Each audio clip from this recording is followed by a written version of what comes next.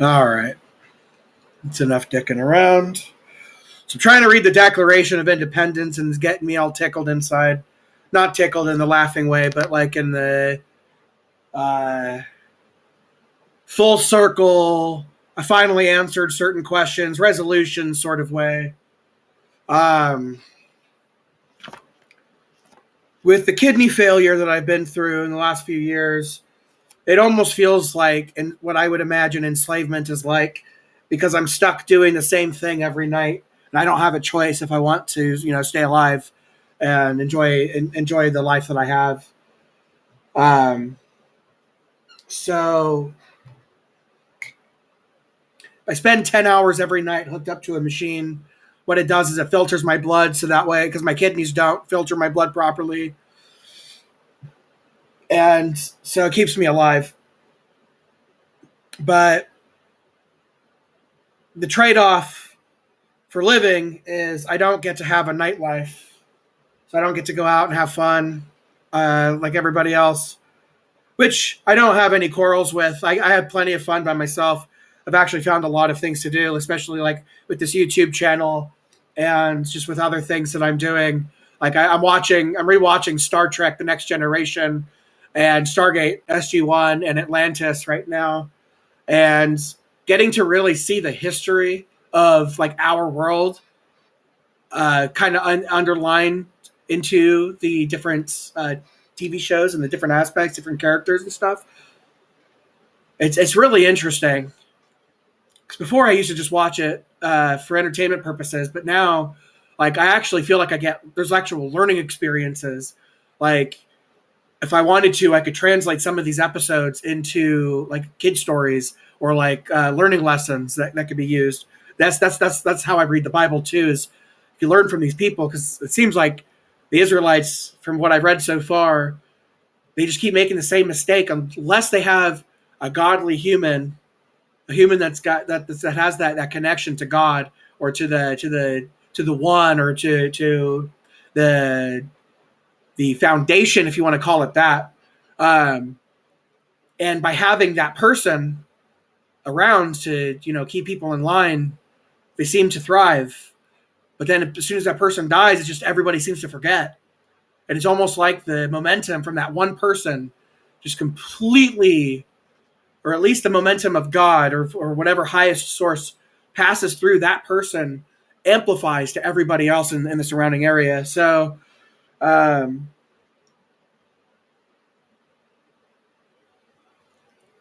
it's given me the realization that even though I am essentially, quote, enslaved, or whatever word you want to use, to this medical machine that I use every night, um, it's given me the freedom to actually do more with my life than a lot of the menial things I was doing before. I had no reason until I was 29 when I made the first big habit change, or when I made that first step, which led just to a cascade of things to where I'm at now. It's given me a whole new take on freedom. And so when I'm reading the Declaration, it's totally getting me all weepy because the amount of progress, the amount of suffering and effort that had to go into all of what went into this document, you have to think like it's hard to think of it from anything other than my own perspective. But by understanding suffering and understanding that the one thing that people who suffer share is the suffering and the pain and the feeling, you don't have to go through the same things to know when something's wrong or not. And so, yeah, the thousands of years of suffering that had to go into making that, to actually write that into words, to make it coherent. I just think it's a shame that there wasn't much emphasis on this when I was growing up. The idea of freedom. But I mean, as that one saying goes that I've seen on almost every podcast now, It's like strong men create good times create weak men create bad times or hard times, and hard times create strong men. It's just a cycle. And so I think it's about time. It seems like it's about time that the strong people uh, who realize the absurdity of a lot that's going on uh, kind of just think beyond that and are able to coherently navigate through things. Like how many people, like I know I was so fortunate growing up that I had the ability to write. I wrote an essay in 8th grade, and it got me a free trip to Washington, D.C. For a field trip. And so I was fortunate. I got to go travel. I had a grandma who had a little bit of money, and so she let me travel earlier on. So I got to go to the East Coast twice from the West Coast when I was just a kid. So that's an experience that I know. I know some people who've never left the state that I live in right now. Like that's crazy. That's so crazy because online it feels like the world is supposedly like together and like on board and moving towards a common future. But then I go to around and just pay attention to the local environments, and it's like it's nothing like that. They're worried about their own things. They just want food. They just want to be able to survive because that's the most important thing. That's what humans have done the longest. Whether you believe in God or you believe in evolution, doesn't matter.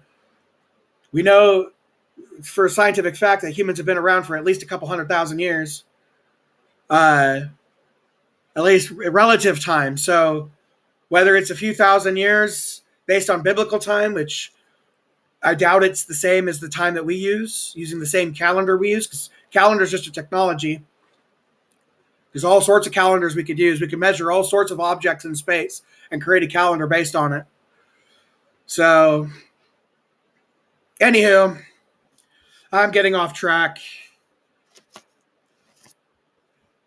But I've rediscovered that fire that I had when I was younger for the ability to do what I want, but in such a way, and I think I've grown in such a way that I'm able to stop and think about it instead of doing the thing that is like right away. I'm just going to do this right now because it's in the moment. I used to do that a lot. Every time I've done that, it's always led to failure. Every time. Uh, like, but now that I've learned how to think more long term, that's what this is. And as hard as it is for me, because there's so many things that I want to do right now, I'd rather skip all the reading and just get right into it. But the patience is the virtue, and if I read all this stuff, just being exposed to this information is going to make me so much better off than I was before I started this project. So, and it'll give me more options, and that's where I understand how like where my place and the idea of freedom is that the more I read, the more I understand, the more I'm able to explain, the more options I have, the more I'm able to do, the easier life will be, even in hard times. So to be hard and wise. Sorry.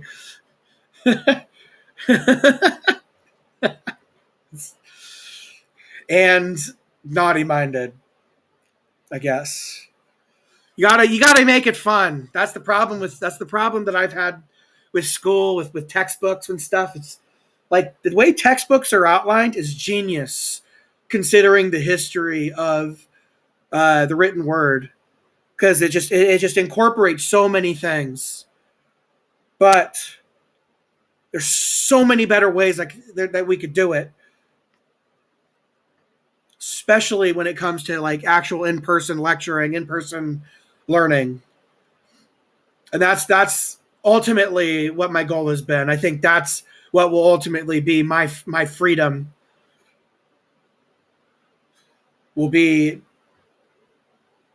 the ability to travel and teach and speak to people different languages and just getting to it, just explore. Because even though everything has been physically discovered on the surface, there's still so much more to know. there's still so much more to learn, still so much more to put together. And so the first step is realizing that, or at least for me, this is the way I experience it. This is my opinion based on my experiences. The first step is to learn how to be independent. Not just independent from parents, but independent from society as well. Not in the bad way, but in a way that all of the basic needs are taken care of by me. So I don't have to worry about, do I have enough food on my table? Do I have enough water? Am I able to clean my water? Do I have electricity? The electricity has become a pretty common. It's basically a necessity now. A lot of people would die without it. But electricity is so much more interesting than the way I learned about it, and the way that it seems the industries talk about it, and that it has to be uh,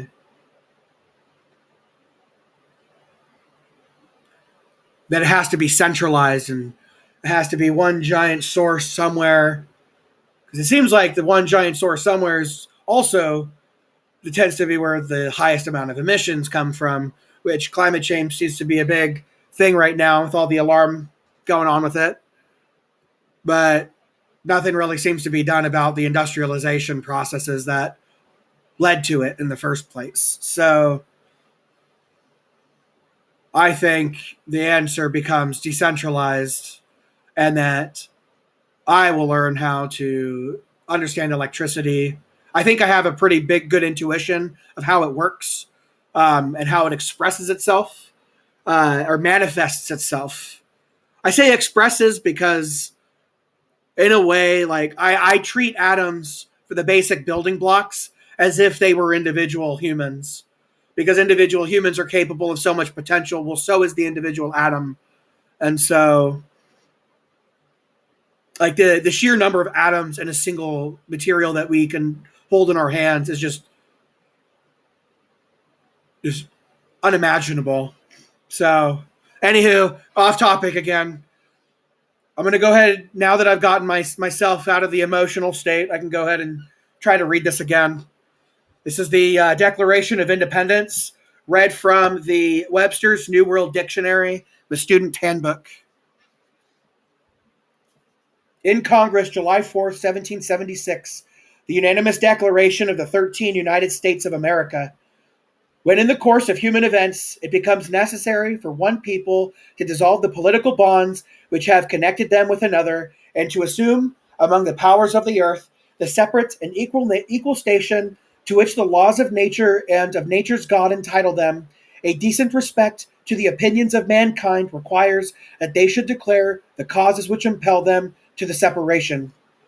We hold these truths to be self-evident, that all men are created equal, that they are endowed by their Creator with certain unalienable rights, that among these are life, liberty, and the pursuit of happiness, that to secure these rights, governments are instituted among men, deriving their just powers from the consent of the governed, that whenever any form of government becomes destructive of these ends, it is the right of the people to alter or to abolish it, and to institute new government, laying its foundation on such principles and organizing its powers in such form as to them shall seem most likely to affect their safety and happiness. Prudence, indeed, will dictate that governments long established should not be changed for light and transient causes, and accordingly all experience hath shown that mankind are more disposed to suffer while evils are sufferable than to right themselves by abolishing the forms to which they are accustomed. But when a long train of abuses and usurpations, pursuing invariably the same object, evinces a design to reduce them under absolute despotism, it is their right, it is their duty to throw off such government and to provide new guards for their future security. Such has been the patient sufferance of these colonies, and such is now the necessity which constrains them to alter their former systems of government.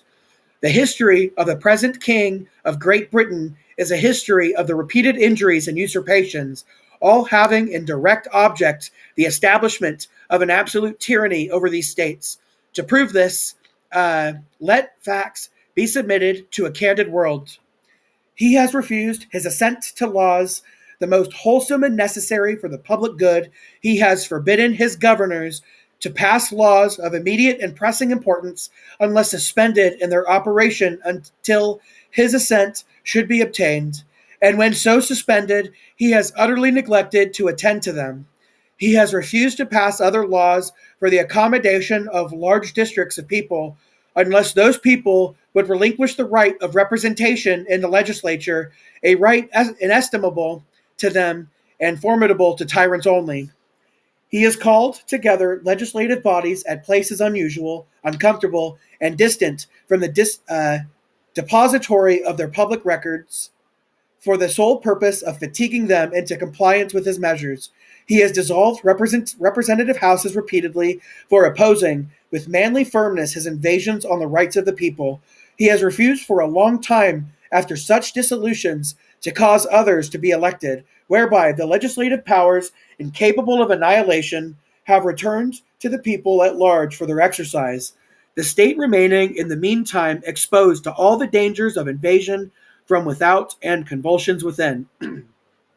He has endeavored to prevent the population of these states for that purpose, obstructing the laws for naturalization of foreigners, refusing to pass others to encourage their migrations hither, and raising the conditions of new appropriations of lands. He has obstructed the administration of justice by refusing his assent to laws for establishing judiciary powers. He has made judges dependent on his will alone for the tenure of their offices and the amount and payment of their salaries. He has erected a multitude of new offices and sent hither swarms of officers to harass our people and eat out their substance. He has kept among us in times of peace standing armies without the consent of our legislatures. He has affected to render the military independent of and superior to the civil power.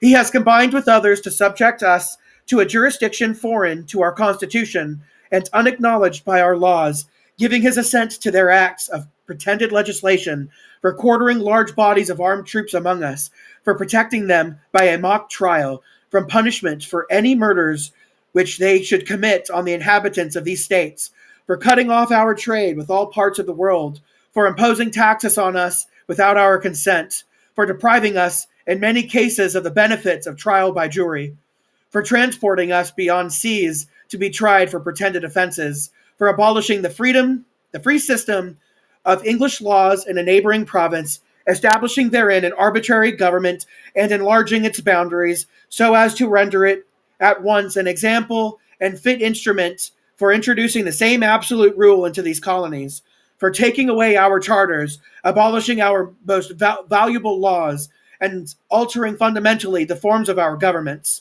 for suspending our own legislatures and declaring themselves invested with power to legislate for us in all cases whatsoever. He has abdicated governor here by declaring us out of his protection and waging war against us. He has plundered our seas, ravaged our coasts, burnt our towns, and destroyed the lives of our people. He is at this time transporting large armies of foreign mercenaries to complete the works of death, desolation, and tyranny already begun with circumstances of cruelty and perfidy scarcely paralleled in the most barbarous ages, and totally unworthy the head of a civilized nation. He has constrained our fellow citizens taken captive on the high seas to bear arms against their country, to become the executioners of their friends and brethren, or to fall themselves by their hands. He has excited domestic insurrections among us, and has endeavored to bring on the inhabitants of our frontiers the merciless Indian savages, whose known rule of warfare is an undistinguished destruction of all ages, sexes, and conditions.